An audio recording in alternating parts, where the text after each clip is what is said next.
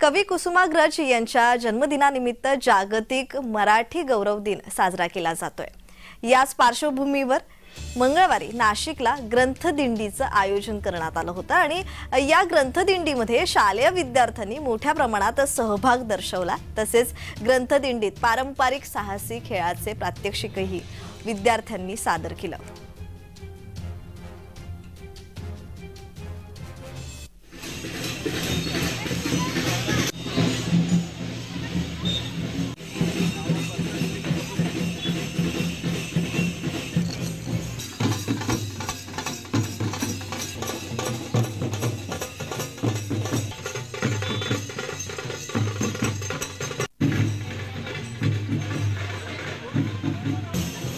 मराठी भाषा गौरव दिन म्हणून आज साजरा करण्यात येत आहे आणि त्या निमित्तानं ग्रंथदिंडी, ग्रंथ प्रदर्शन आणि दिवसभर भरगच्च कार्यक्रम नाशिकामध्ये आयोजित केलेले आहे।